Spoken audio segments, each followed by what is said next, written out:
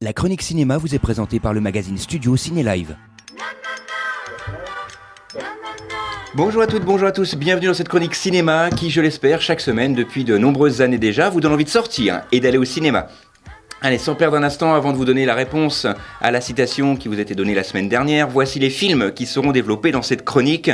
Tout d'abord, Cigarette et chocolat chaud. On parlera également de Ballerina et on terminera avec Manchester by the Sea, un excellent film que je vous conseille, mais on en parlera d'ici quelques instants. Alors, tout de suite,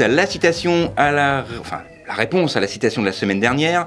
La vieillesse, c'est la seule maladie dont on ne peut espérer guérir. De quel film était tirée cette citation ? Eh bien, tout simplement du film Citizen Kane. Encore une idée de cadeau de fête de fin d'année, puisqu'il vient de ressortir en version DVD. Donc, c'est vraiment un film à posséder dans sa DVD Tech, comme on dit de nos jours. Alors, rendez-vous en fin de chronique, bien sûr, pour la citation de cette semaine, avec la réponse la semaine prochaine. Voilà donc tout de suite cette semaine, et c'est mon coup de cœur de la semaine avec Cigarette et chocolat chaud, le tout premier film de Sophie Renn. Elle passe pour la première fois derrière la caméra.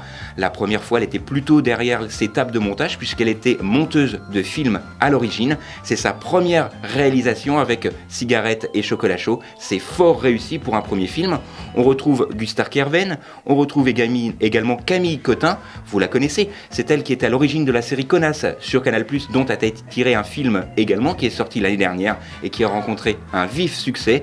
Elle incarne ici une assistante sociale, pour ainsi dire, et Gustave Kerven incarne ici Denis Potard, un père de famille aimant, débordé.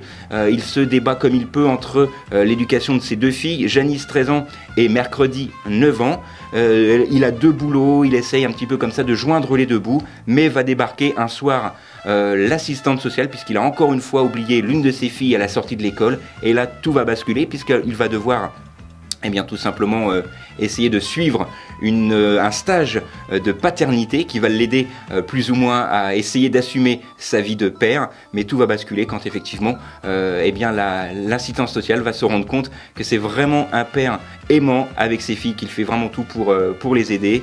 C'est un coup de cœur, franchement, j'ai vraiment beaucoup aimé ce film, c'est drôle, c'est bien joué, et c'est vraiment un film qui va vous donner l'envie de retourner au cinéma voir de belles comédies françaises. C'est un tout premier film fort réussi, Cigarette et chocolat chaud, 1h38 de bonheur, et c'est mon coup de cœur de la semaine.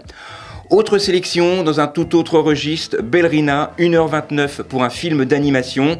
Alors c'est un peu particulier ce film, puisque ce dessin animé, plus ou moins ce film d'animation, va nous raconter l'histoire de Félicie, qui est une jeune orpheline bretonne qui n'a qu'une seule passion, la danse. Avec son meilleur ami Victor, elle voit se devenir danseuse, et lui un grand inventeur.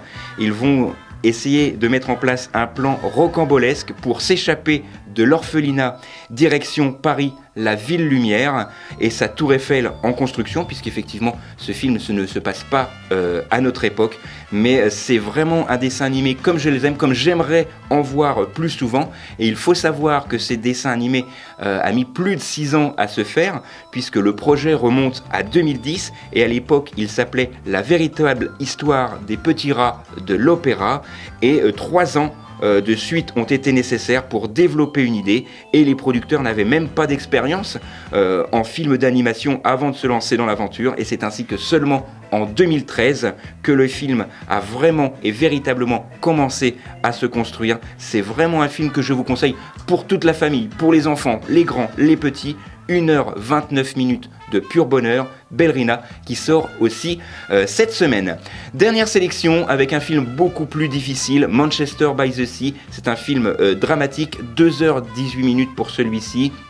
Alors Manchester by the Sea nous raconte l'histoire des Chandeliers, une famille de classe ouvrière du Massachusetts, et c'est une ville qui existe vraiment, je tiens quand même à le souligner.